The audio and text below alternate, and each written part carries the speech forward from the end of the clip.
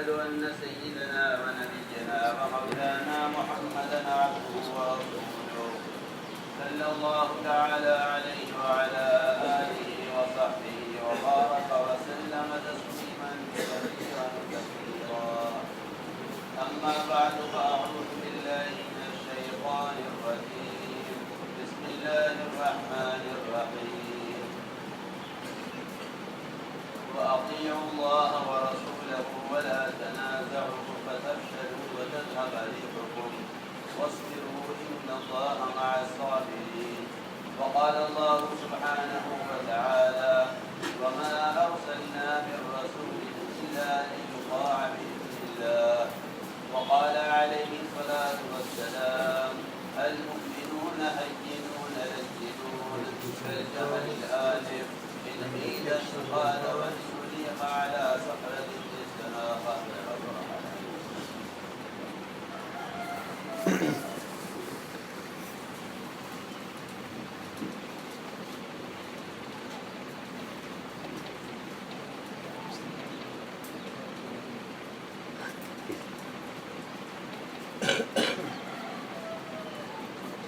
Telling someone to put their phone inside their pocket.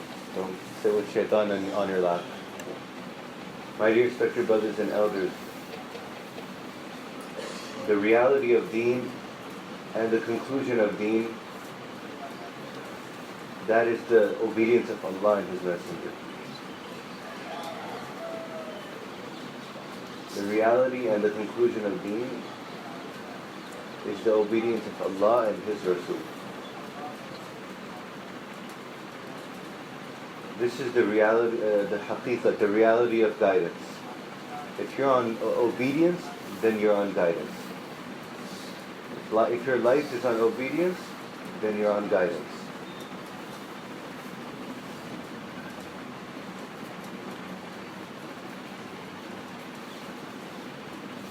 Be it that for this guidance you may have to be it that you may have so many things, so many good things of this world, but if you have the obedience of Rasulullah sallallahu alaihi wasallam, then all the promises of Allah are with you, of barakah and nusrat of Allah and hope of Allah. But if a person is not on obedience, then all the ni'mats and the barakat and blessings from Allah that He's given you, they'll be snatched in minutes.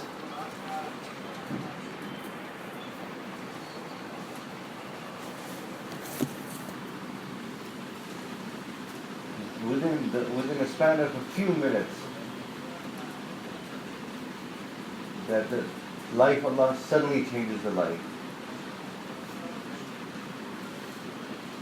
Allah snatches the kingdom and the good things from the Muslims in a minute and gives it to the others if they don't remain on obedience. That's why the collectiveness and unity of the ummah and for them to have for Muslims to have the upper hand, it's contingent on obedience and ita'at to Allah and Rasulullah. All the unity of the Muslim Ummah, it's on obedience, and all the breaks in the Ummah, they're all based on disobedience.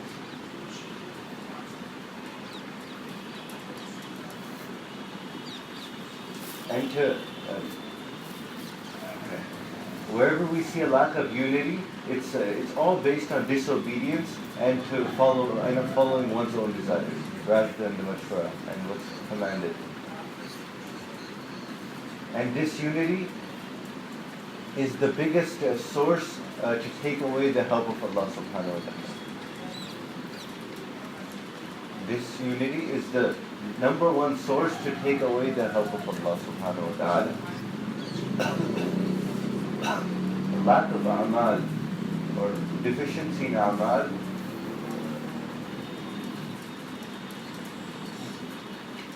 Deficiency in amal, Allah may forgive.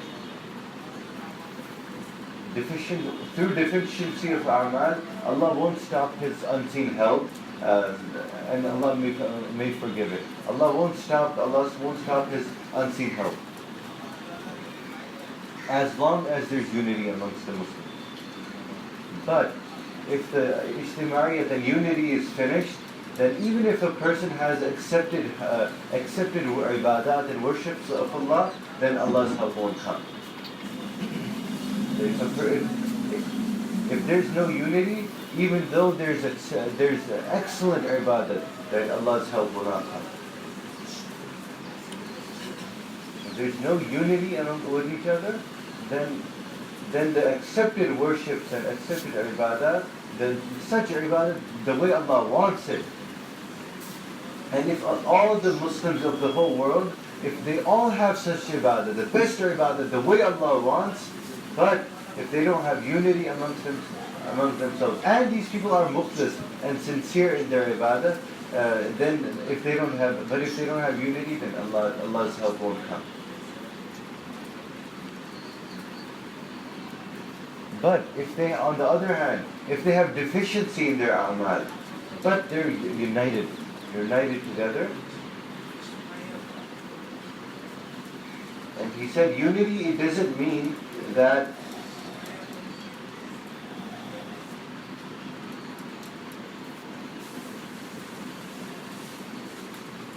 unity doesn't mean that they don't steal from each other and they don't dishonor each other.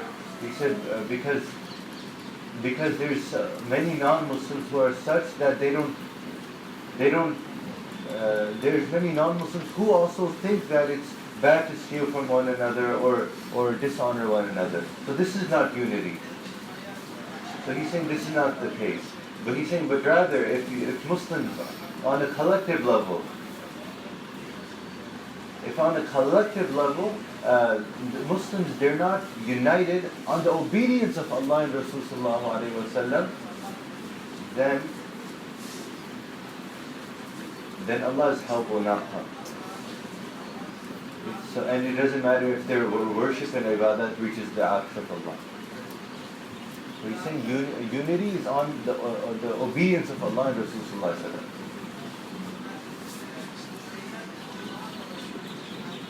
If there's no unity amongst the Muslims, then Allah's help will not come. And if there is unity, notwithstanding the deficiency in a'mal, Allah's help will come.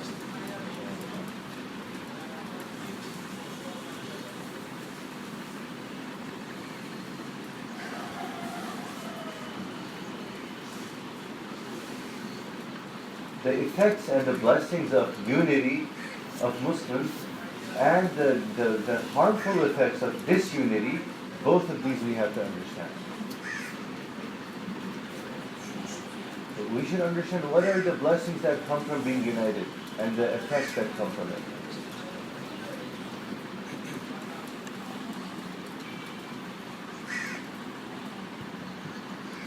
And what are the blessings and effects of obedience and of being disunited? What are the harmful effects of that?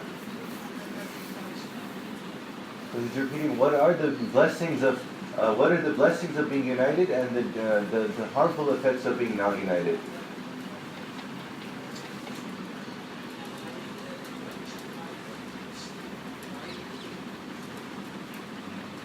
One time Nabi Sallallahu Alaihi Wasallam was in the Safar of Tabligh.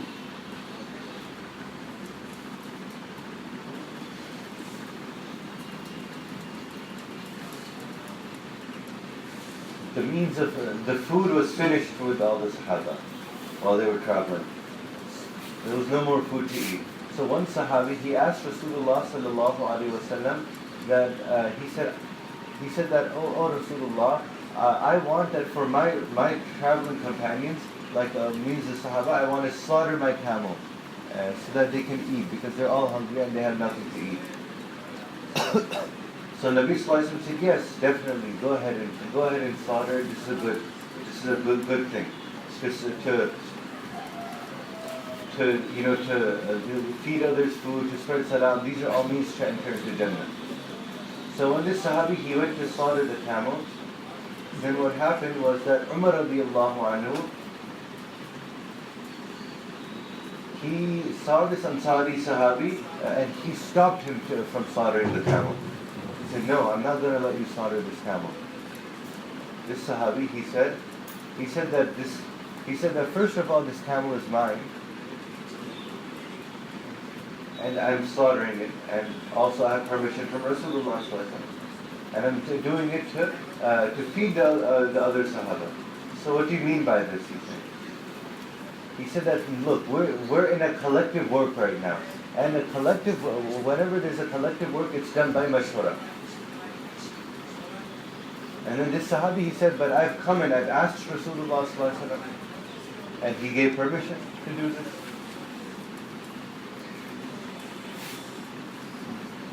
So Umar radiallahu anhu, he said, why did you ask alone? Why didn't you take all of us and do it with mashwara? Why did you ask alone, individually? Why didn't you take all of us with you?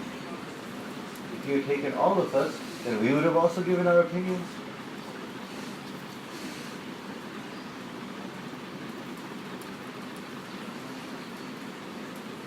He said that we would have also given our opinions. He said, this is not our opinion that these camels should be slaughtered. But this Sahabi, he said, I've taken permission. But Umar radiallahu anhu said, I won't let you slaughter, so there's ikhtilaf. There's difference of opinion. So he said, okay, let's go, we'll ask again to them. So Umar radiallahu anhu, he didn't say that, oh, you slaughter it, we won't eat it. And this Sahabi, he didn't say, okay, you do ikhtilaf, I'm going to slaughter it. They just said, okay, let's go again to Rasulullah sallallahu alaihi wasallam. The Sahabi, he said that if you have some difference of opinion with me slaughtering the camel, no problem. Let's go to Rasulullah sallallahu alaihi wasallam and ask again. It's possible that your opinion is better than mine.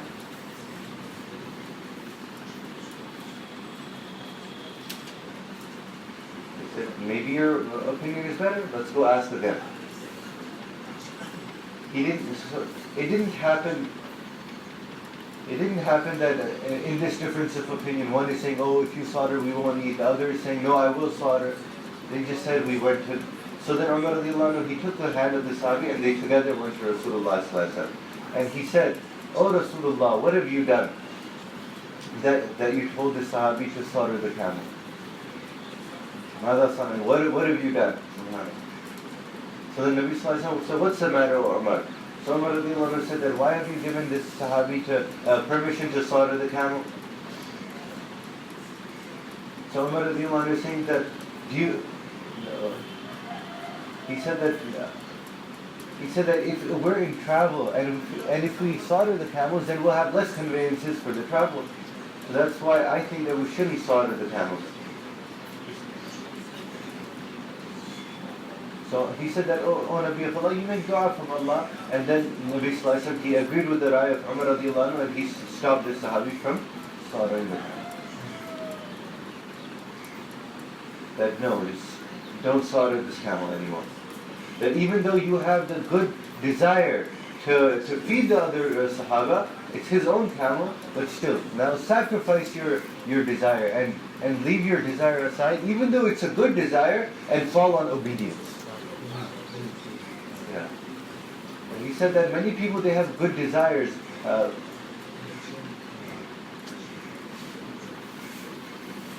Said that to discharge an order of Allah, despite a good desire, this is truly, obedience. And he said those people who fulfill their good desires even in opposition to the order of that time, either be it by mashwara or the order of Allah, Rasul sallallahu alaihi wasallam, this is not an order of Allah, rather this is their desire. He said that what is the difference between fulfilling one's desires and to fulfill the order of Allah? He said that to fulfill one's desire, if it's against the order, this is one's desire, doesn't matter how big of an ibadah it is. He said to fulfill one's desire against the mashwara or against the order, this is one's own desire. This is one's desire. And to fulfill the order or what has been told to us, against the jazba, against what desire I have, this is mujahada, this is sacrifice.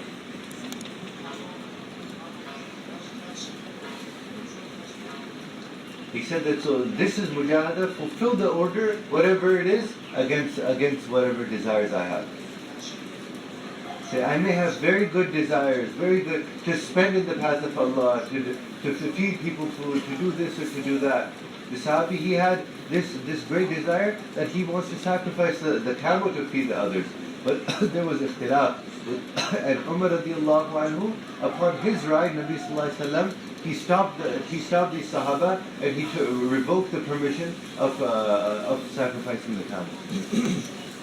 So this Sahabi, he said that okay, he accepted the order of Rasul sallallahu alayhi wa sallam. Nabi sallallahu alayhi wa sallam, he revoked his permission, and the Sahabi, he accepted. So Allah subhanahu wa ta'ala, he sent such barakat upon these Sahaba.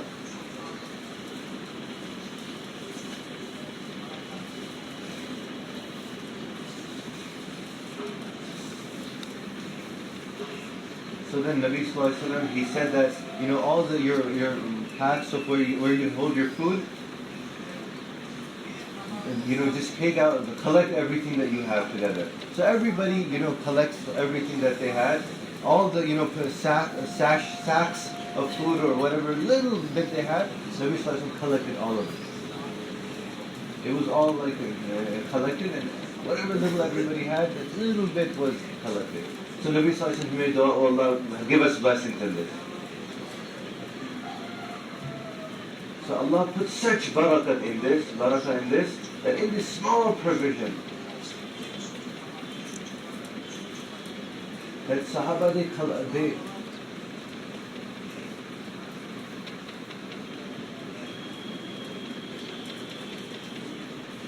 so Sahaba, when Nabi sallallahu alayhi wa sallam made barakah, the Sahaba, they again filled their sacks, and it became so full. and there was still a lot left, and they didn't know how to move and carry it with them.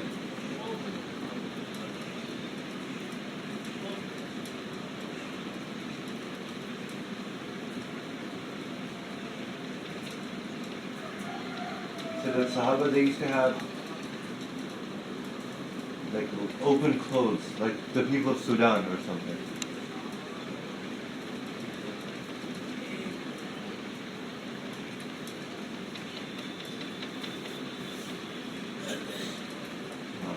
So he's saying that, I think he means that they tied their clothes in such a way that they were able to adjust that food also in there. And then he said that so the food became even more than what they had originally left with in Medina. So this was the barakah that Allah gave because of obedience. So he's saying now, what are the harmful effects of disobedience?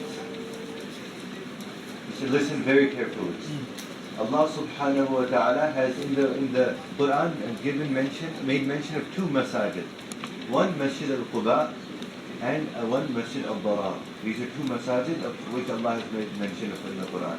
Masjid al-Quba, the foundation of it is on taqwa. And taqwa is the reality of obedience. The one who doesn't have taqwa, he won't have any obedience. Because the greatness of the order of Allah and the respect of it and the bigness of it means a person considers it big. This is a sign of the taqwa of a person.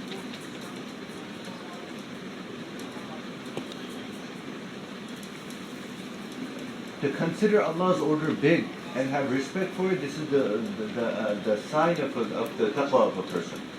ذلك ومن يعظم شعائر الله ذلك ومن يعظم حرمات الله فإنها من تقوى القلوب.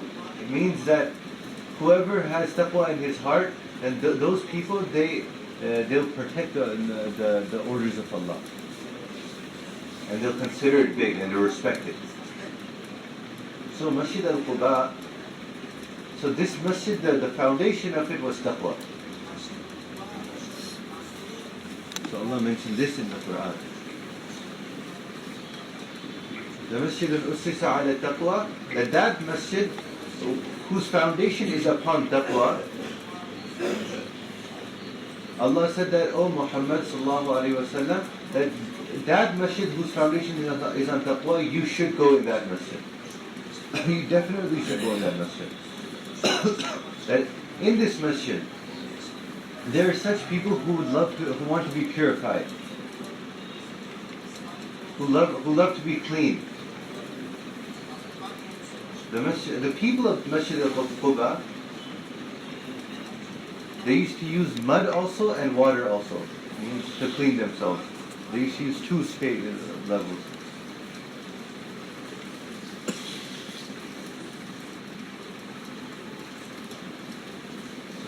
So they used to use two levels of purification. Not only water, but mud also and water also.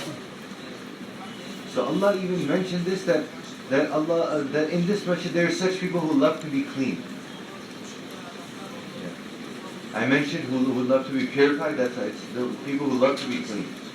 So Nabi Sallallahu Alaihi Wasallam, he came to them and he said that, what do you do that Allah is mentioning your praise in the Quran? That Wallahu yuhibbul mutahhirin, that in this masjid there are such people who love to be clean and Allah loves those who are clean.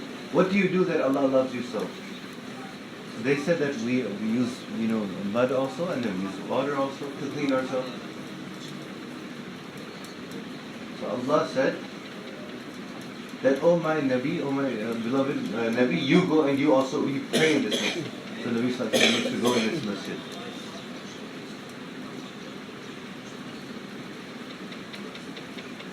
Umar radiallahu anhu, in his time of Khilafah, he used to go there. He also used to go there. Although he was so busy,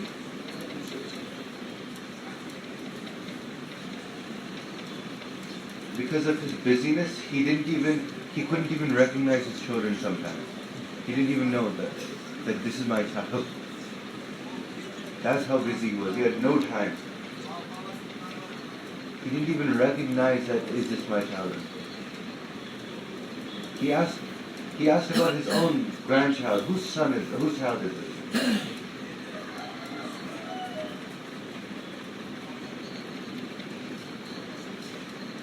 Between Iqamah and first Allahu Akbar, he used to be busy in the umur of Khilafah. That's how busy he was. But despite his busyness, he used to go to Masjid al-Quba in Khilafat to do what? To sweep the masjid.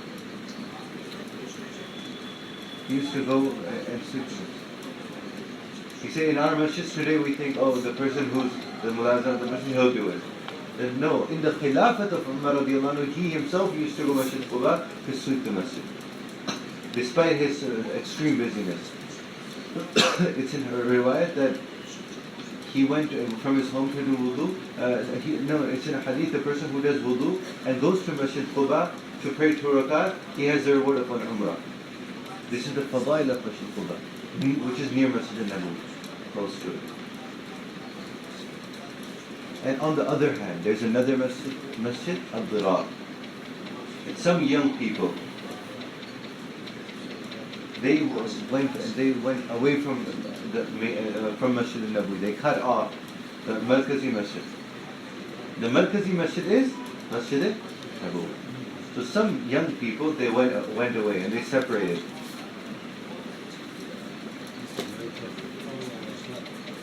And they made another place and they made another masjid, which they call the masjid. So they called it a masjid, and they said that we're separating from them and we're working against them. It means in contradiction to Masjid Nabawi. And they said, we also want goodness. But their intention was against other masjid, against Masjid Nabawi. But they also said, in aradna illa al-husna, we also want goodness, we don't want evil. But we're not with them. We're going to work separate from them. Means we also want goodness, but we'll work separate from them. So this is a story in the Quran. Saying this, they made another masjid and they used to collect together separately there. So Allah says in the Quran, تَفْرِيقٌ بَيْنَ الْمُؤْمِنِينَ, that this was a place which this was a masjid that caused division, between the believers. This was built for the purpose was the tafriq bayna al-mu'mineen, the dissension from amongst the mu'mineen. So Nabi sallallahu alaihi wasallam, he heard of this, that some people to cause dissension between the mu'mineen, they built their own masjid. Although that building a masjid has great fadail and virtues, that it comes in a hadith that masajid they shine for the people of the sky, inhabitants of the sky, the way the stars shine for the inhabitants of the earth. And in another riwayat, the one who builds a house for Allah in this earth, Allah will build a house for him in Jannah.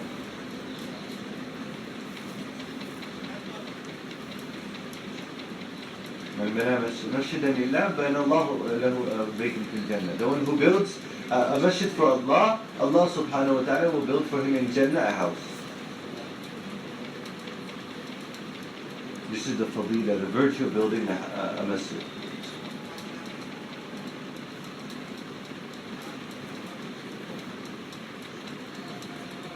But Rasulullah sallallahu alaihi wasallam, he told some Nabi sallallahu alaihi wasallam, he told some other young people that you go, you collect some firewood, and you burn this masjid to the ground. You burn this masjid to the ground. Because this masjid has been built with the intention to cause dissension and disunity among the believers. Although they'll say that in the Quran even, that in Aradna in al-Husna, that these people, they said, we have good intention. But because they separated and then they build another masjid, because of this, even though this dissension and disunity is in the name of a masjid, that this masjid should also be burnt to the ground. This is what Rasulullah said. So this was the order of Rasulullah. Sahaba, they went, they got firewood, and they burned this masjid to the ground.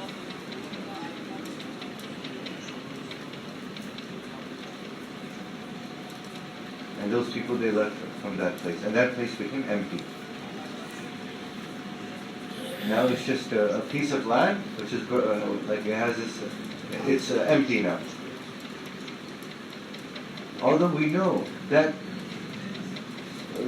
place, that wherever a masjid is made, that place from the bottom all the way to the arsh of Allah, it's a masjid. That space, and that place will always remain a masjid. Right? Anything else is on there, it's that land is still a masjid. It'll always be a masjid until Qiyamah. So listen very carefully. But if it's for dissension and disunity, then what are the evil effects of that? Now he said, listen very carefully. So it comes in a narration that when that place became barren and empty, then Rasul sallallahu alaihi wasallam, he called one Sahabi and he told him that you can make your house here. You may have been a Sahabi who didn't have a house. He told him, make your house here.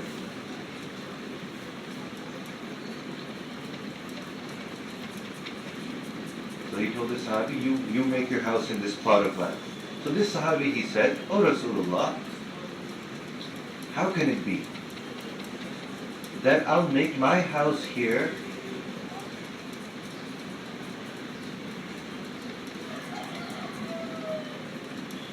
at this place where Allah subhanahu wa ta'ala has commanded you that you never step inside this place?" Allah told Nabi Sallallahu, never you enter this place. He said, how can I? Allah said to Nabi Sallallahu, La taqum fihi abadan, never enter this masjid. Never even step inside. So this Sahabi, he said, how can I build my house here when you've been commanded not to step inside either? La taqum fihi abadan, never step inside. Don't even put your foot inside. Allah is prohibiting you from putting your foot inside even, and you're telling me to build my house here.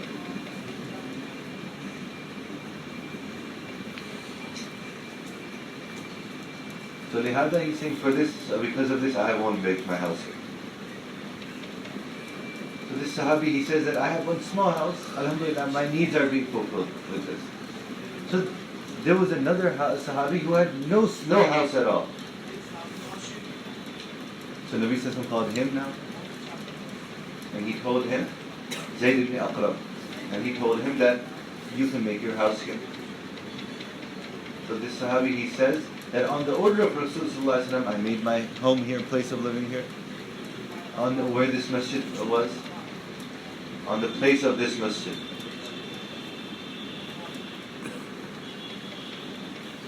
And he says that as long as I lived in that house,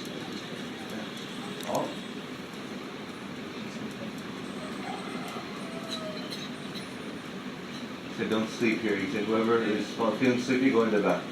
He said, as long as I stayed in this house, I never had any children.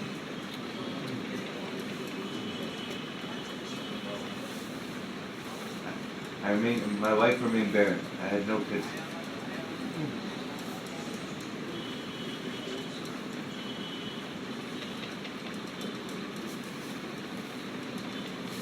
He said, because disunity and dissension,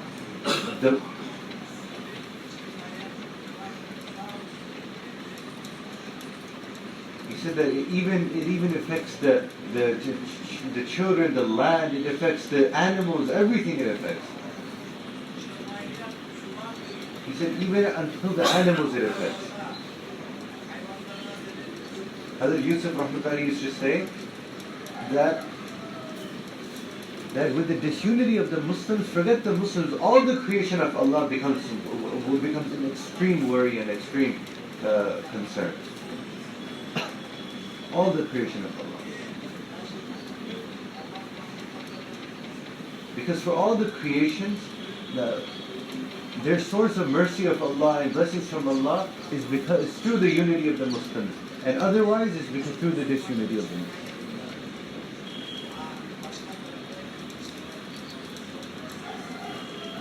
He said, so as long as I lived in this place, I remained without any children. And this same Sahabi, he says that I put eggs to hatch under a hen, and never any child was hatched from that egg. All the eggs would always become rotten, and never any child would be born because of the bad effects of this place. The rotten effects and the harm and the evil effects of this place. Although this masjid was built with the name of a masjid, but look at the harmful effects.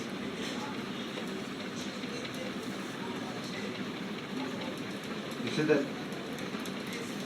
the pigeons, wherever they find a hole, they make their house. But he said that in my house, never any pigeon entered to lay any eggs. No chicken ever had a child, and no pigeon ever laid an egg there, and I never had any children. This was the extremely ill effects of this place.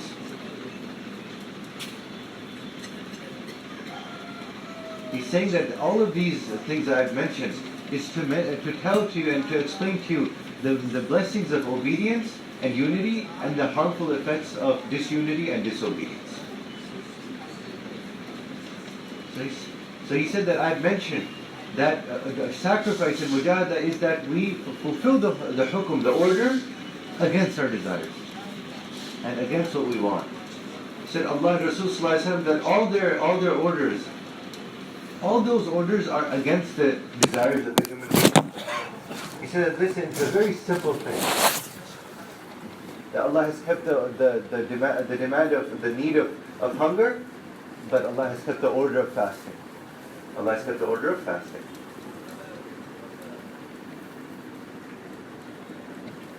So why? He said that because what is fasting if there's no hunger inside a human being? So the angels, they're always in ruku and sajda and different. He said, their ibadah has no value because they have no need for sleep. He said that Allah has made insan, He has given him needs also, and He's given him, orders against these needs. He's given him sleep also, and He's given him order for salah and fasting and all of these things, and needs and orders against these. So if you suppress these needs for my orders, then Allah says, I'll give you barakat for this. That against the desires, the desire it wants zina, but Allah has made it haram. A person has hunger, but Allah has made Allah has made fasting for a person. He loves money, but Allah has made spending zakat for. All the fara'id are against a person who loves money, but he has to go in Hajj. All the orders of Allah, they're against the desire of a human being. Because Allah tests the obedience of a person. Through His orders, Allah tests the obedience of a person to see that how will he fulfill my order against his own desires. So He says, remember this, that orders will come, and orders will come of three types. Three types of orders. One, against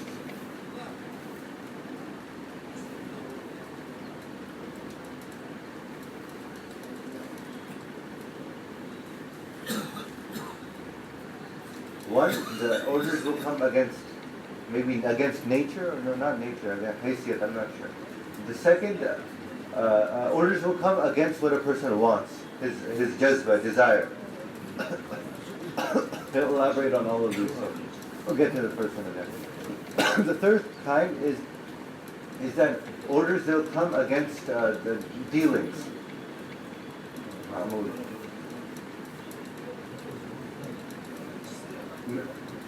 Means against what's commonly going on. Whatever is commonly going on, the order will come against that. Means against the common rituals or customs. But in all three of these, people fail in all three of these. When order comes against haysiyat, then they say this is oppression being done against us.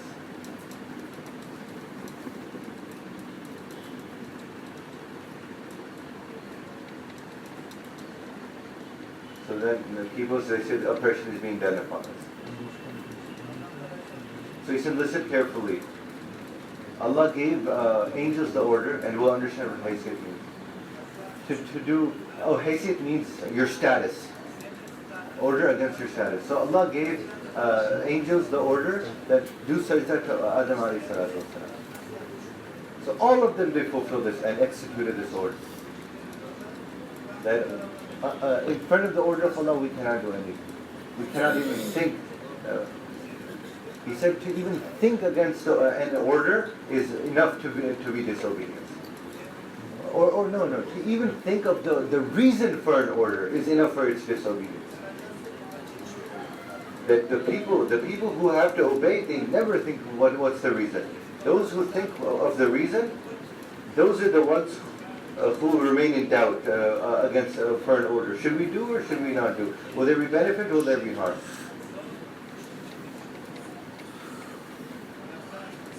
Those people who remain in doubt, they're unsuccessful. And those people who immediately discharge an order, they're successful. So those people who thought that in this sajda, is there benefit or not, those people are unsuccessful. He said in the beginning I mentioned that all of Allah's unseen halal blessings, they come with unity and obedience. Else Allah will snatch immediately and give it to the non-Muslims. All of our goodness. He said, if we think that this hukum was this order of Allah was for one time, it's not now. Well, he said anyway, all the people, all the angels, they did sajda to Adam alayhi salam, but Iblis, he did not.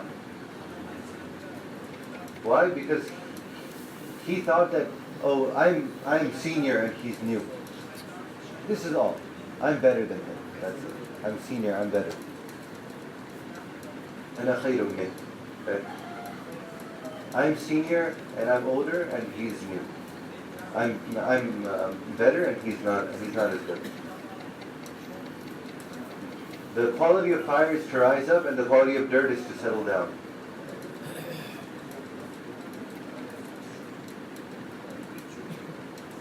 said, he's made from dust and I'm made from fire, and fire is light and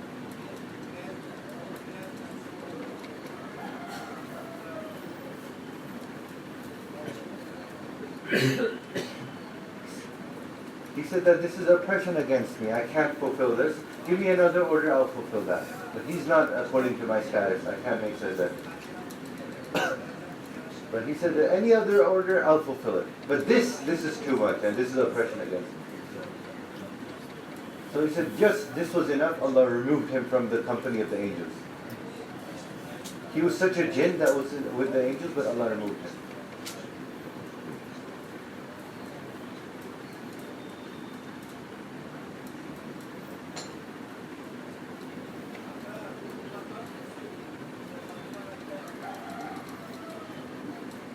Those people who disobey, he said, they definitely fall prey to some fitna, great fitna. So he's mentioning in ayat that those people who turn away from the order of Rasulullah, that either Allah will put them in great fitna or Allah will give them a great punishment. Those people who turn away from the obedience of Allah and Rasul, then they should be very scared. And they go against the order of Allah and Rasul sallallahu alaihi wasallam. And either they'll be in some great fitna and test and tribulation, or Allah will punish them very good. So he's saying that I mentioned that this order came against the status and means the honor or the ego of a person. So this order, it came against the haysiyat, the ego of a person. Sahaba, it was their mizaj that they didn't, in an order, they didn't used to look that that the thing that's being ordered is it good for us or is it not good for us? Is it suitable or not suitable? He said, how many stories of Sahaba will you find that Nabi Sallallahu Alaihi Wasallam, he said that this Yemeni talwar, this Yemeni sword, who will take this and fulfill its right? So Zubayr radiallahu anhu, he said, give it to me. He's a senior Sahabi and Rishtadar, a relative to Nabi Sallallahu Alaihi Wasallam. He said, no. Umar radiallahu anhu, he said, I'll take this, give it to me. He said, no. That means Hazrat Umar radiallahu anhu, if there was a prophet after me, Nabi Sallallahu Alaihi Wasallam said, it would be Umar radiallahu anhu. He didn't give it to him also. He said, who else? Who will take it and fulfill its right? Abu Dujana, a small Sahabi, he stood up. Nabi Sallallahu Alaihi Wasallam gave it to him. Abu Dujana. So, in that time in Sahaba, they didn't have this mizaj and mindset that, oh, I'm senior, I'm better, why did he give it to me, why did he give it to him? He said, you won't find a single Sahabi who because of another Sahabi's getting some honor, would go back and get angry or something. That, oh, you this new person, you brought him closer and you took us back. That you took the new people closer and the senior people back. You never had this mizaj.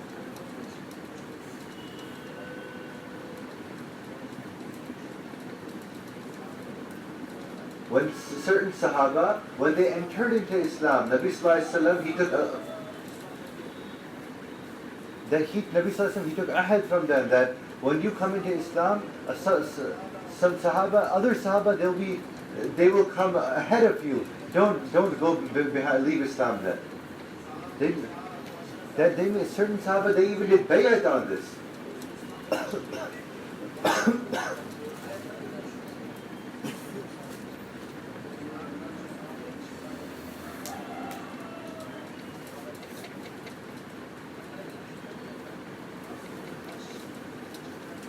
He said that after they took allegiance on this, that after me, other people will be given preference over you. But in any case, you have to obey. Whether you have a lot or you have less, whether you want, you don't want, any case you have. Despite the fact that other people will be given preference over you. Talking about the Ansar. He said, keep in mind that when other people will be given preference over you, you don't have to go back. They said yes, they agreed upon this. And then they took allegiance and bayat on this. This was among the conditions in the bayat of Rasulullah that you don't go back in the effort of da'wah and nubuwwat based on not being given preference, despite seniority. So one of the orders that's given, it's against the status of a person or the ego of a person. They're saying, I've mentioned that Iblis, he's been given the order to do sajda to Adam. This is against his ego, against his status. So another thing is that one is the test of the angels, then another is the test of prophets alayhi salatu wasalam.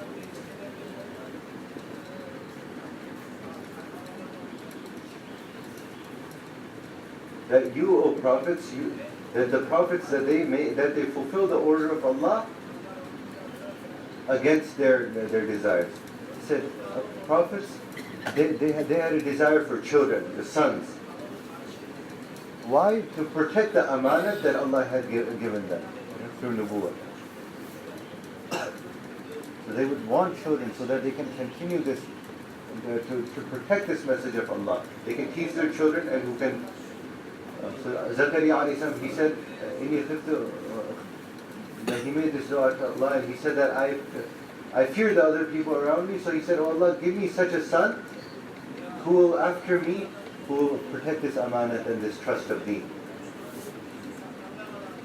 So Allah gave Zakaria alayhi salatu wasalam, at the age of 120, Allah gave him a son. They had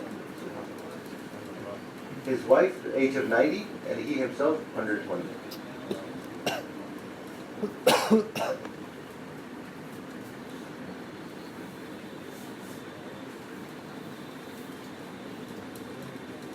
He's telling Allah, complaining that my head has become white, drenched in white, and my bones are completely weak, become frail. So Allah is showing Allah doesn't need any of this to give children. He said because people, they have their desires as long as the means justify it. But whenever the means it doesn't make sense, then they lose hope.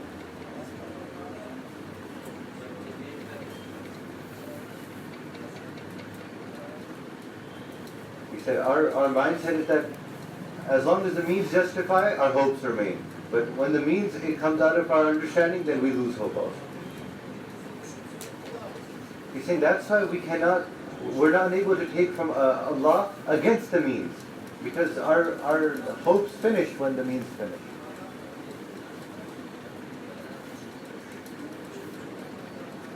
He said that although the hope of Allah starts when the means finish. Allahu Akbar. The hope of Allah only starts when the means finish. So I was saying that prophets, they want children for the protection of this amanat and trust of Allah. Ibrahim alayhi salatu wasalam, Allah gave him a son. So when this son reached the age that, and he's capable that, okay, Ibrahim alayhi salam thinks that he can do something now. So Allah gave him the order, you sacrifice him. So the order of Allah against the desire of the Prophet. Will he do it?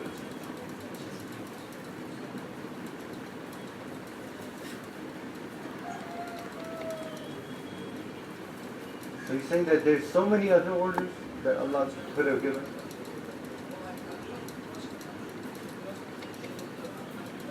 So he's saying that so this is the order of Allah. Allah is telling Ibrahim alayhi salam to sacrifice his son. That he said, Allah is saying that you fulfill the order. Those people who fulfill the order, Allah doesn't waste them. So he did the order, and Allah didn't let the knife work. He said that to fulfill our order, the purpose is not to destroy, but the purpose is to elevate you and to make you successful. That's it. Not to waste someone or kill someone. or finish somewhere. Ibrahim a.s. moved the knife. He moved the knife, and his child didn't die, and all the children, they became of Ibrahim a.s. It means that any child who dies before being baligh, even if they're the mushrikeen, kuffar, Yahud and Nasara, Jews and Christians, all of their children, they're with Ibrahim a.s. And all of these are the children of Ibrahim a.s. That you sacrifice one child for us, and all of these children are yours. In the Mi'raj, under one huge tree, there were many, many children. And all of these were children of Ibrahim a.s. And these are all the children who died before puberty. And these are all the children who died on fitrah, on the original nature. And they're the children of Ibrahim a.s. Allah gave all of these to Ibrahim a.s. You sacrifice one child for us, now all of these children. This is the order against the jazba and desire of human beings. The prophets, they're given orders against what they want. In Hudaybiyah, in Treaty of Hudaybiyah, the desire was to do Umrah. Umrah is ibadah, and such a ibadah that it cannot be done anywhere other than the house of Baytullah, Kaaba.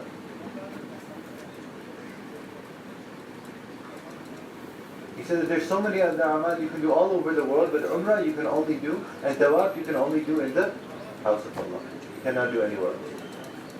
The Sahaba, they had also come and traveled only for this purpose, that they'll do Umrah, not to fight, but only for this. So the order of Allah came, go back. Allah's order to now go back. The mushrikeen, they said that we won't let you do Umrah. So Allah didn't let them fight, and Allah told them go back. So then the Sahaba, they were very furious. They said, how can we go back? We want to do Umrah. So Umar radiallahu anhu, he said that we're on the truth. Allah's help is with us. It means we want to do Umrah, Umar radiallahu anhu said. But Nabi sallallahu alaihi wasallam said, look, Allah's order is to go back. So Umar radiallahu anhu said, why should we go back? Umrah is an order of Allah, it's a ibadah, a worship. And this is the house of Allah. It's not.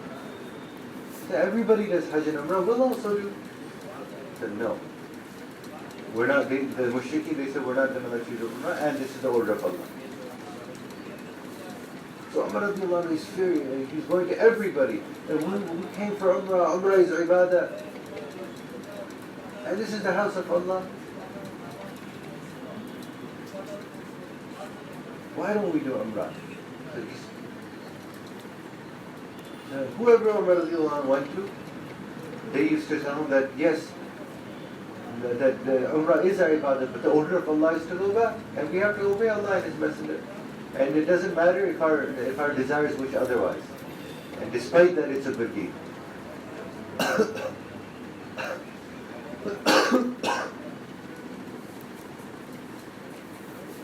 So that remember one thing, the thing from which Allah has stopped us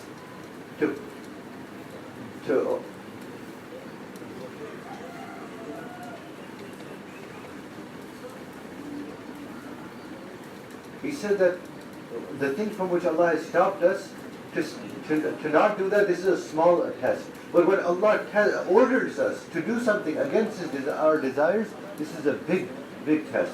He said that to not drink or to not do zina, to adultery, to stay away from it, this is a small test. But he said on the other hand, there's an amal, which is a good deed. But then order came not to do it. Order came not to do this good deed. This is a big test. Allah wants to see that this is your good desire. That will you sacrifice this jazba and this desire also? This is your good desire. Means how far are you willing to go for obedience? Sahaba, they used to say that O Umar, that Allah and His Rasul, their order is to go back. That's it. We have to go back. So Umar radiallahu anhu, he says that I was stubborn on my opinion. Umar radiallahu anhu, he was a harsh, strict person. In Mecca, everybody they hid their Islam, but Umar radiallahu anhu, he made an open declaration: whoever wants to make their children orphans and their wives widows, they come against me, against my Islam. And he was such a stubborn, hard-headed and strict, and like this type of person. He said, "No, we're going to do Umrah." So the mizaj of Umrah. So then the wahi came to Nabi Sallallahu Alaihi Wasallam. And when he saw the asarat and the effects of wahi on Nabi Sallallahu Alaihi Wasallam, that Umar radiallahu anhu, he got so scared. And he thought that now wahi is coming. He thought that these ayat are being revealed against me, because I was so harsh and strict on my opinion. He got very scared. Umar radiallahu anhu, with his horse, he went away from all the Sahaba. He said that because of my staying out strict on my opinion, that the adab of Allah that might come, it should come only on me and not my companions.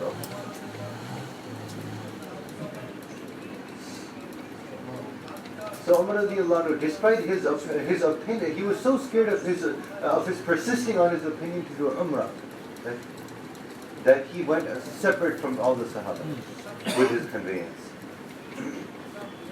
That the adab, the punishment of Allah, that's because of disobedience that's going to come upon me, it shouldn't come on my the other Sahaba. Other Ummah says that my whole life I did amal and gave sadaqah just to forgive that disobedience of that one day. It's a matter to be very scared of. MAULANA Saad that a person, his own opinion makes him separate sometimes. But listen, Umar radiallahu anhu, he said that my whole life I did sadaqat and amal to Allah, you forgive me for that day. See? He said that this all is to tell us, that to teach us what is obedience. Allah said, "Inna fatahna laka fathan mubina." That people, they say that Makkah Mukarramah, that people think Fath Makkah was the conquest of Makkah. But he said that no, the conquest of Makkah was in reality the Treaty of Hudaybiyah. So that to fulfill the order of Allah against the desire, this was the first victory. He said that Fath Makkah was not the victory, but he said that rather the victory was to agree with all the terms of the Muslimin, of the Mushrikeen, and kind of give in to them in compliance to the order of Allah, and go back kind of humiliated in compliance to the order of Allah. This was victory. To successfully discharge this order of Allah. He said that because to fulfill the order of Allah is success and victory, not to fulfill the desire and jazba. That the desire was to do Umrah, to fight them and to go. This was not success. Victory was that they, in compliance in the order of Allah. So to discharge the desire of a person, this is not success and victory, but rather to discharge the order of Allah against all desires, this is victory and success. So Fath Makkah, conquest of Makkah, that is not Fath Makkah, but rather the Treaty of Hudaybiyah is the conquest of Makkah, is in reality, in essence, the conquest of Makkah, the victory of Makkah.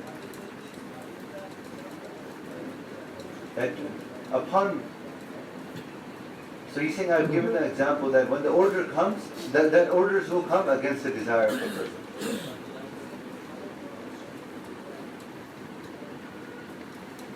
One Sahabi, who loved his father very much. Amongst all the Sahaba, Nabi Sallallahu Alaihi Wasallam called this, this Sahabi was specific and he truly loved his father. And Nabi Sallallahu Alaihi Wasallam, he called him. He said that I have one order for you, will you do this? He was known to be respectful to his father. So Nabi Sallallahu Alaihi Wasallam said, go, cut the head of your father and bring him. This Sahabi, immediately he ran and he left. Immediately Nabi Sallallahu Alaihi Wasallam gave the order and he left. So then he said, Nabi said, where are you going? He said, you give me an order, I'm going to fulfill it. He said he didn't ask that, what did my father do, what wrongly, he just went, immediately. He didn't even ask for the reason.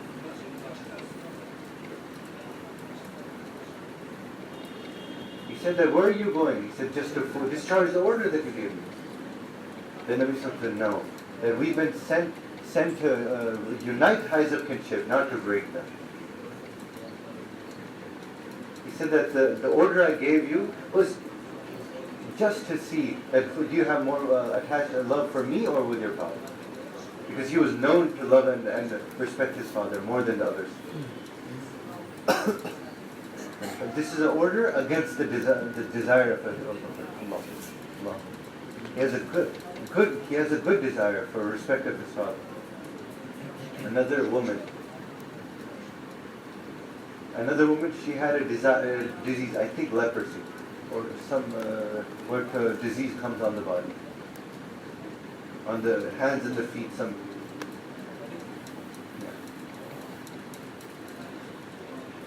So this woman, she's afflicted with this disease, and she has such a desire of Umrah and Dawah that she used to do Dawah.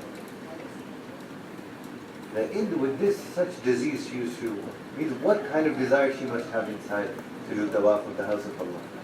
So Umar radiallahu anhu, he told this woman that, oh servant of Allah, leave Tawaf. Stay in your house, don't give trouble to the people.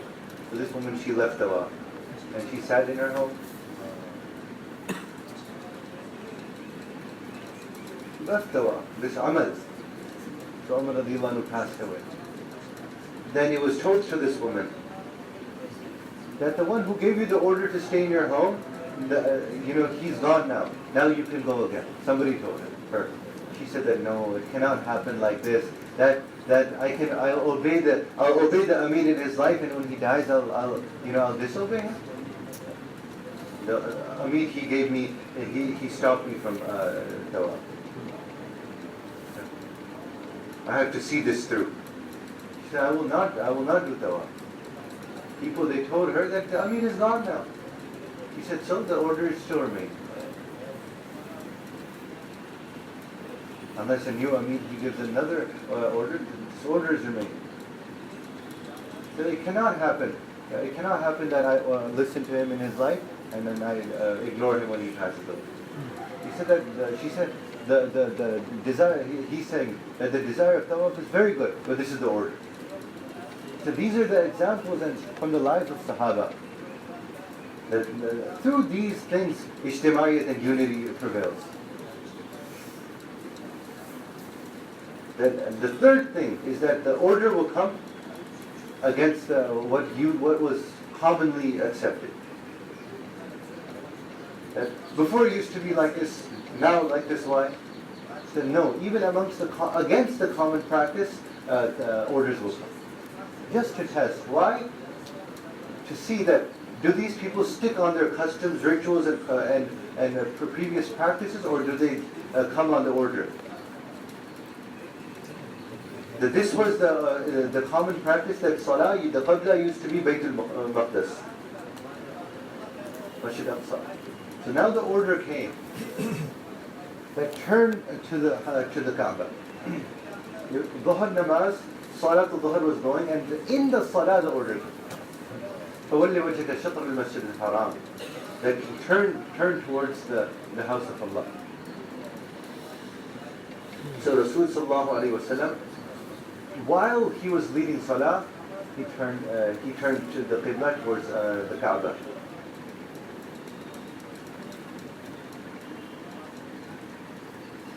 So that Allah says that we turned your Qibla. Why? So to see who obeys Allah and who just follows the previous Qibla, who just follows the previous accepted practice, common practice. Allah wants to differentiate those people who stay on formalities and previous customs, and those who are truly obedient to Allah and Rasul. That's why Allah gave the order to change the Qibla. this is an example. This order came against the common practice.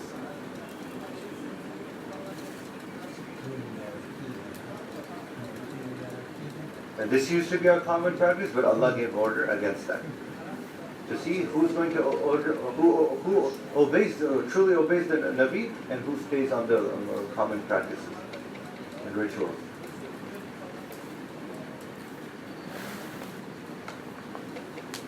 So he's saying that if we break something, thinking that this usul used to be before and it's not now, then all the everything will go. Then all the field will go to the non-Muslim.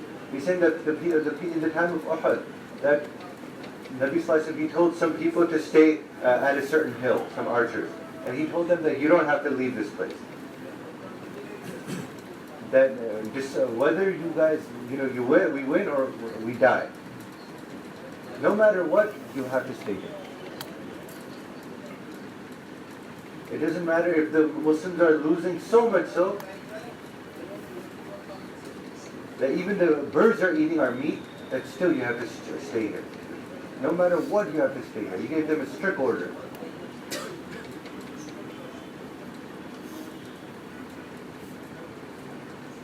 And still, even if this happens, don't move from it.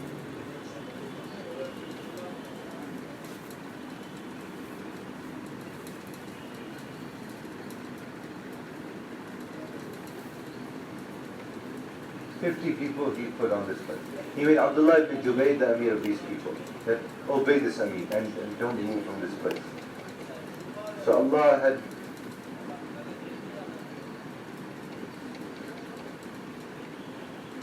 had fadl on the Muslims. This was the way the non-Muslims were going to come, and Allah, through His help, stationed these 50 people. So the mushrikeen, they lost, and the Sahaba, they took the booty of war. And now there was ikhtilaf between these 50 people. Now some said that the conditions have changed. We won now, and now the order no longer stands. That order was for that time. So amongst 50, 40 said that now the booty is there, we're going to take the booty.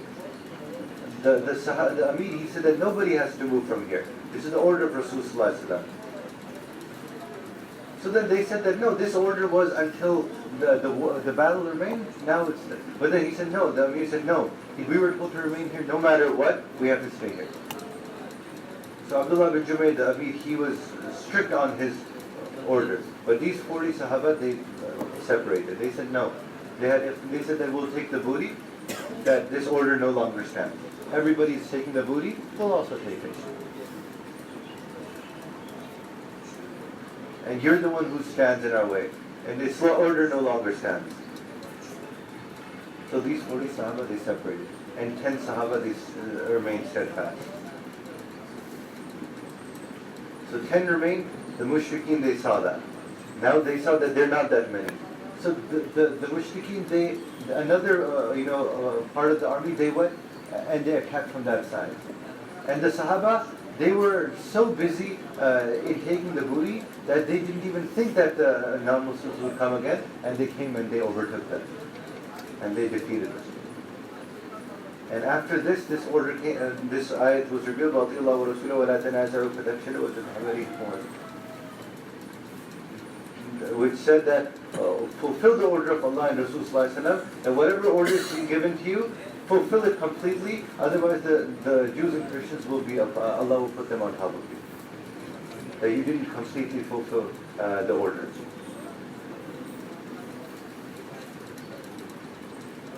So the mushrikeen, they came and they defeated them. And it was such a horrible loss that Sahaba killed other Sahaba because they didn't even know. They were in complete disarray. They killed each other by accident.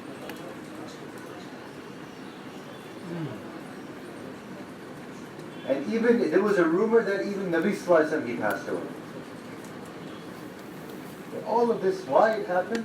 Because 40 Sahaba, they had thought that this order, it no longer remains. It was for before, it's no longer now.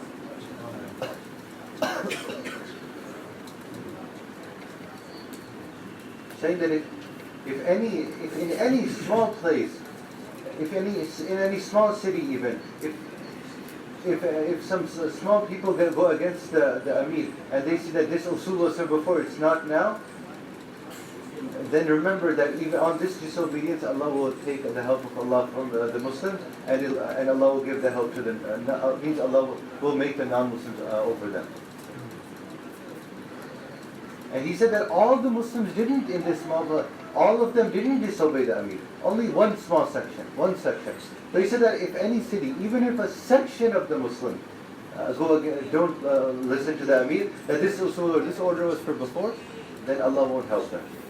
Rather, Allah will make the non-Muslims ahead.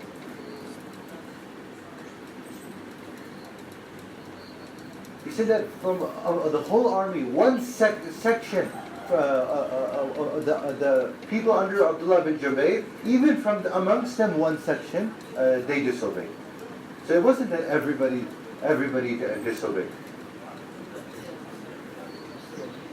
He said that he said that because of a section amongst a section disobeying the Amir, all the Muslims had to take that. So Allah's help will be taken away from all of the Muslims at large.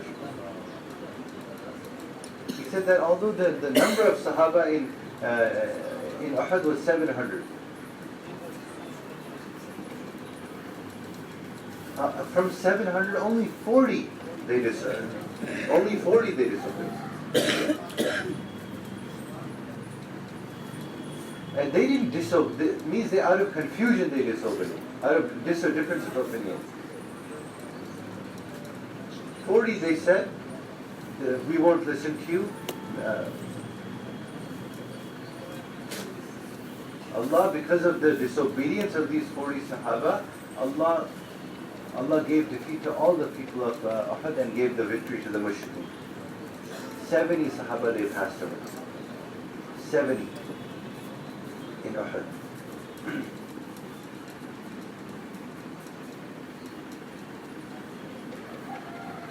In the head of the Nabi Sallallahu Alaihi Wasallam was injured on his head, his teeth, a teeth they broke, or tooth broke.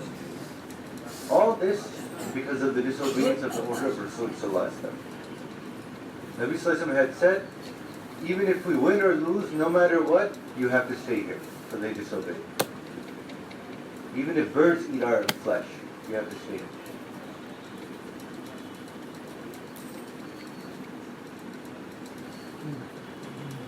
So he's saying that if there's no obedience, even if everything looks ready, the field looks right, but Allah will give victory to the non-Muslims.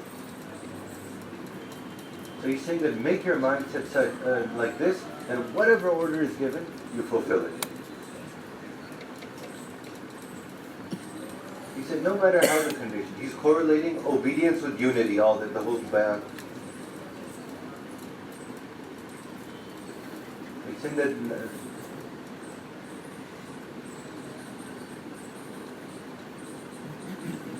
so he's saying that the Sahaba, they thought that, oh no, the order was for that time when we didn't ambiguity. Will we win or will we not? Now we won. Everything is ripe, and we're taking the booty also of war, and now it's a given win. So now the order said no. That even if things look ripe and perfect, even still we have to stay steadfast on obedience. Because even on that, Allah can give victory to the other people. He said, because who's stubborn on his opinion, he's against the ijtimaiyat of the Muslims. He'll be out of the collectiveness of the Ummah.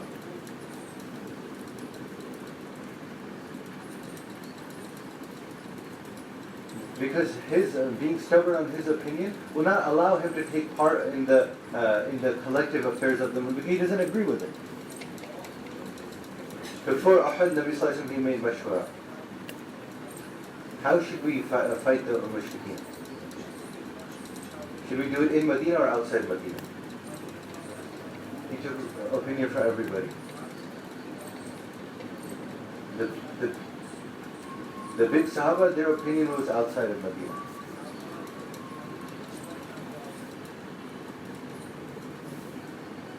should go out and fight. Nabi Sallallahu Alaihi Wasallam, he asked the head of the munafiqeen, what's your opinion?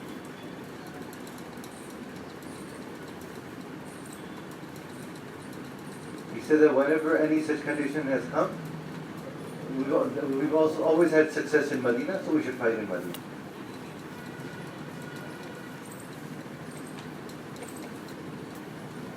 He said there's always difference in opinion.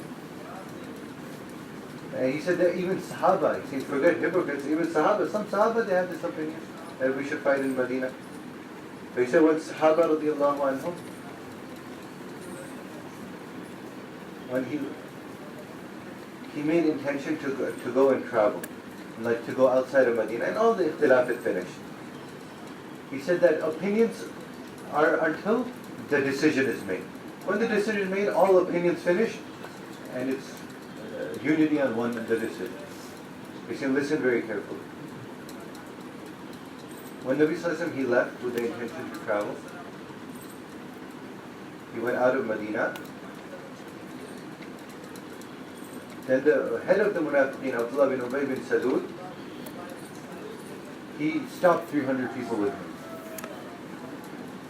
That we won't go with you. To the Nabi Sallallahu Alaihi Wasallam. We're not going to go with you. Why? Because decision was not made upon our opinion. So we won't go with you. If you listen to us, then we're with you. But if you don't, then we're not with you. You listen very carefully, he says. He says to be insistent upon our opinions. On this, he said from 1,000 Sahaba, 300 people went with him, hypocrites. Saying this was not our opinion to go out of Medina. So why did it happen against our opinion? That's why we're not with you. He said that opinions, there's always difference of opinion. But when the decision is made, then all the opinions should finish. If after decision, then our opinion is still in our heart, then there's no unity. He said that. So either a person can stick on his opinion or he can stick to the decision. If he sticks on the decision, then unity will remain. If he sticks on his opinion, disunity will prevail. From 1,300 went separate. So with Nabi Sallallahu Alaihi Wasallam, there were 700 Sahaba. So he said, after the order of the Nabi, there's filtration. Who obeys and who doesn't. Allah filters. He said now then it was crystal clear. These are the munafiqeen, the 300, and these are the mu'mineen, 700.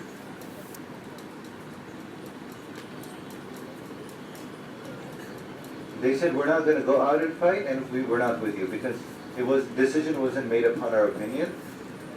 You listen to us, we're with you. You don't, we're not. This is how it is in the riwayah, in the narration. It's in Bukhari. Narration of Bukhari. So with these 300, the head of the munafiqeen, they separated. 700 Sahaba were left. So the mushrikeen were 3,000. 3,000. Sahaba were how many? 700. Allah gave victory to these 700 upon 3,000.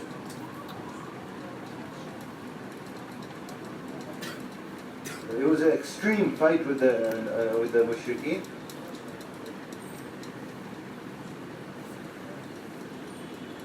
But he's saying,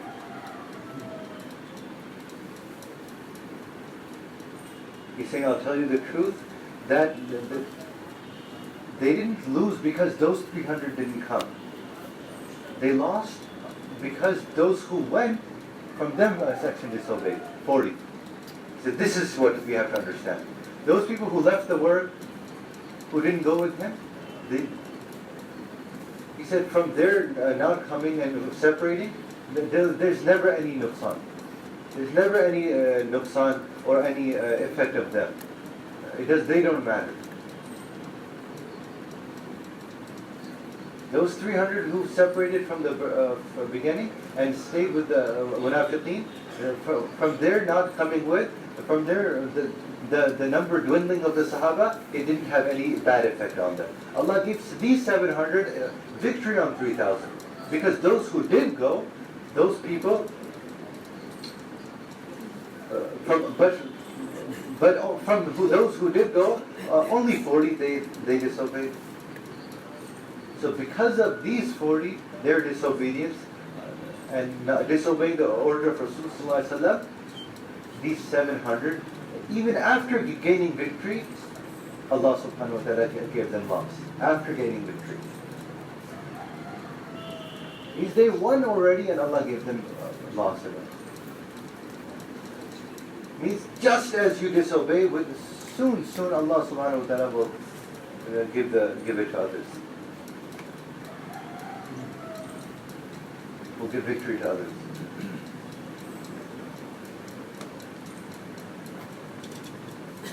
So these 300, they said that we're going to work with you on this condition that you listen to us.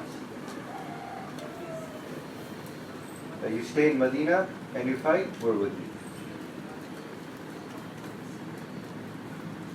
So there was no other reason for separation other than why didn't you make a decision on our opinion?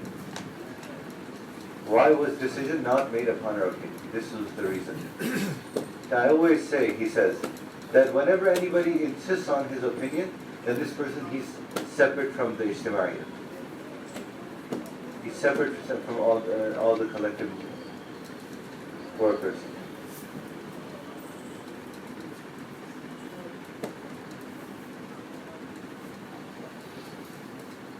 And the place of ijtimaiyya is the masjid.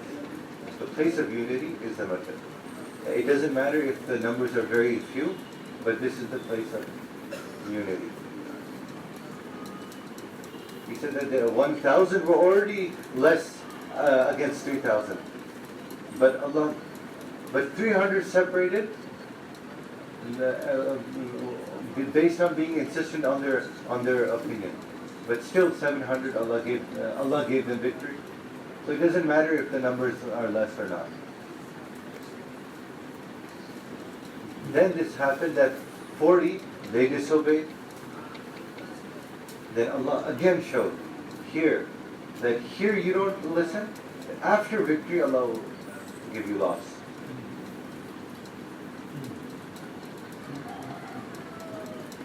Means that given victory, Allah will snatch from your hands and give to others. And then Allah said Allah forgave these people.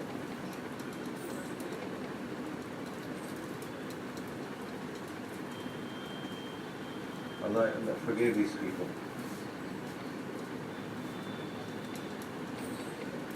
Those people, and all the Sahaba who went in Uhud, these 700, Allah forgave all of them.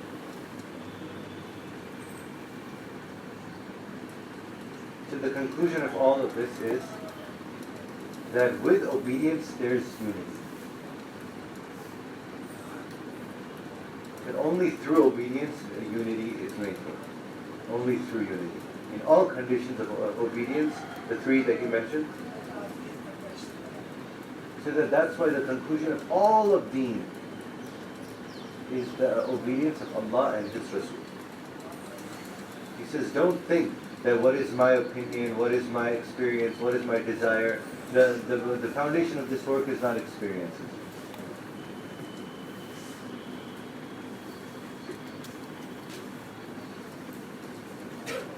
He said that these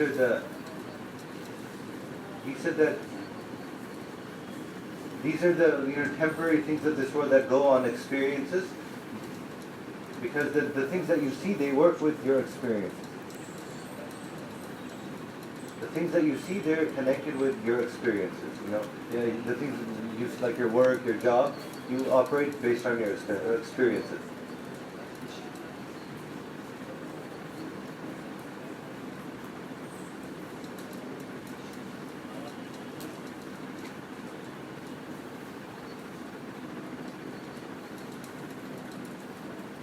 saying that the same way that the things you see are temporary, the same way that this is the same way that the things that you see, they're temporary and they're gonna finish, ephemeral. The same way our experience is also temporary and ephemeral.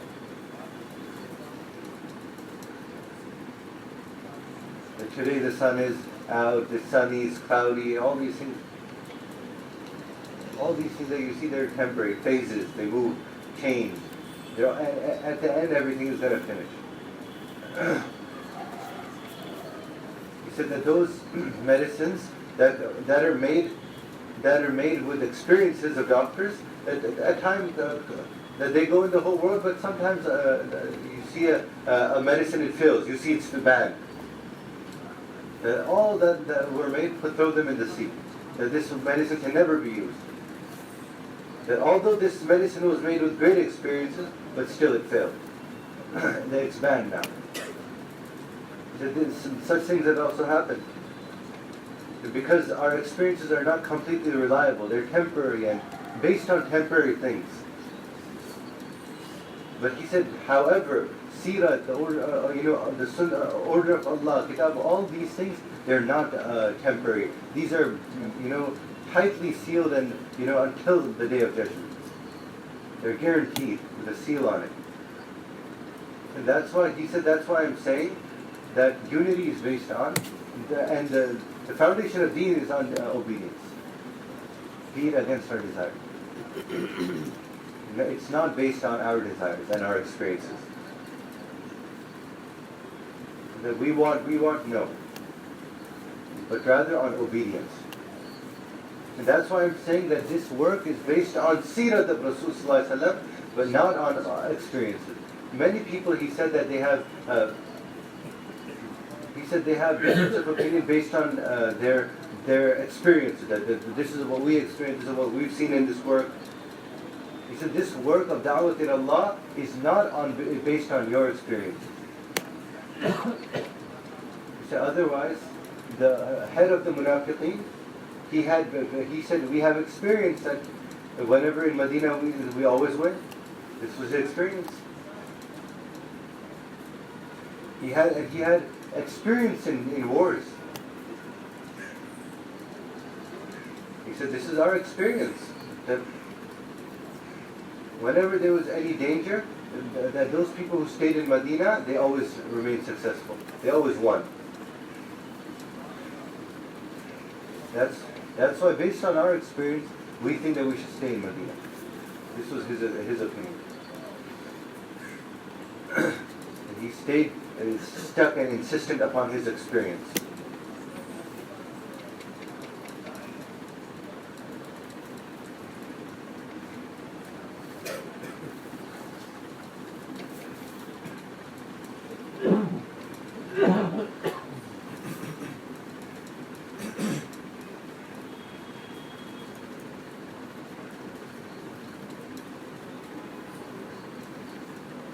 He said that after staying back, he told others that who will stay with us. He said that the worst criminals in the sight of Allah are those who, after disobeying, they ask others who will stay with us, who will stay back. Allah asked that who can be a bigger zalim and oppressor than that person who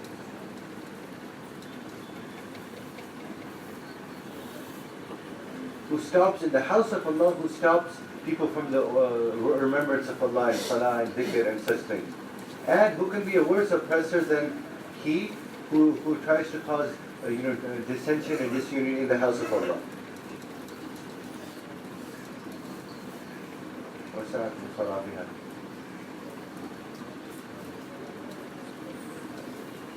Who can be a worse oppressor than that person who stops people from coming to the masjid?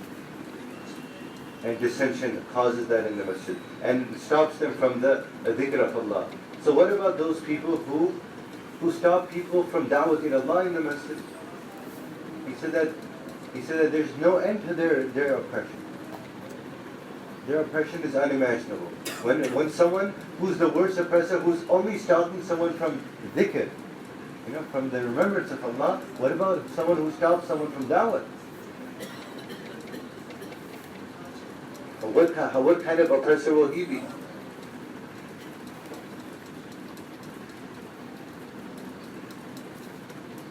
See, that's why Nabi Sallallahu Alaihi Wasallam, he said that a mu'min, in his obedience to Allah and Rasul Sallallahu Alaihi Wasallam, he's like a camel with a string around his nose. Like as you lead him, as you make him do, that's how he does it. If you make him sit, he'll sit. If you make him walk, he'll walk. When you make him sit on a rock, he'll sit. And that's why this work is based on obedience. Nabi Sallallahu Alaihi Wasallam, he said, "Oh Abu Dhar, what will happen to you at that time when the people of Medina, when the leaders of Medina will take you out of Medina, kick you out?" He said, I'll go to Sham. He said, what about that time when the leaders of Sham, they also bother you and they take you out? He said, then I'll come to Medina. I'll make a house here and live. He said, oh Abu Dhar, tell me, then when the people of Medina again bother you and take you out, then what? He said, then I'll fight with them. Nabi Sallallahu Alaihi Wasallam said, no, oh Abu Dhar, don't do like this. He said, the leaders, wherever they send you, take you out, and wherever they keep sending you, that you go and keep listening. He said that keep going like this on obedience until you meet me on Qiyamah. He didn't say that do sabr 2, 4 years, 5 years, 10 years, and then, no. He said, until you die. He said, keep forgiving them and keep obeying them and keep going where they sent you and keep obeying the leaders until you die and until you meet me in Qiyamah. And keep forgiving your right. Keep forgiving your right. And keep means discharging their rights. Obey them. And ask your right from Allah.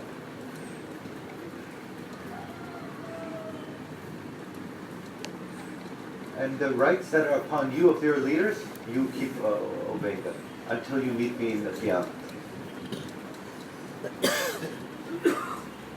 MAULANA Saad is saying these are the tests of obedience, and these are the stories of this in the Quran and the Hadith. So he said we should think on this, because who thinks on it, for him it's easier to. He said that because most of a difference of opinion are based on jahadat, based on not knowing. So when we know, it will be easier for us. He said that make complete determination that we have to take the whole deen and go in the whole world, inshallah.